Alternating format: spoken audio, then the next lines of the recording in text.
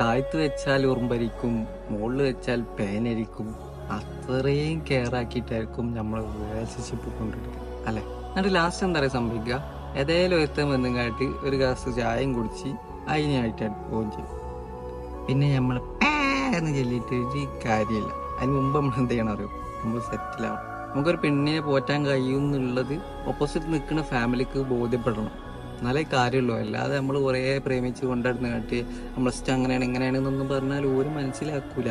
പിന്നെ നമ്മളിങ്ങനെ തരാവരെ നടക്കലേ ഉണ്ടാവുള്ളൂ. നമ്മൾ എന്ത് ചെയ്യുക, ആദ്യം ലൈഫ് സെറ്റാക്കി അന്തസ്സായി മാന്യമായ രീതിയിൽ ചോദിച്ച് നേരായ മാർഗത്തിൽ നടത്തിയെടുക്കാൻ ശ്രമിക്കാം. വെറുതെ ഇങ്ങനെ കുറെ പ്രേമിച്ചിടുന്നതുകൊണ്ട് പ്രത്യേകിച്ച് കാര്യമൊന്നുമില്ല. അപ്പൊ ആദ്യം നമ്മൾ എന്ത് ചെയ്യുക, ഈ പറഞ്ഞ പരിപാടിയൊക്കെ സെറ്റിലാക്കി ടീയിലേക്ക് ഇറങ്ങും. എന്നിട്ട് ആ കല്യാണം കഴിഞ്ഞിട്ട് നമുക്ക് പ്രേമിക്കാലോ. പ്രേമിക്കാൻ സമയം ഇഷ്ടം പോലെ ഉണ്ട്. മുമ്പേ പ്രേമിച്ചിങ്ങാട്ട് അപ്പുതുപോ നഷ്ടപ്പെടുത്തേണ്ട ആവശ്യമൊന്നുമില്ല.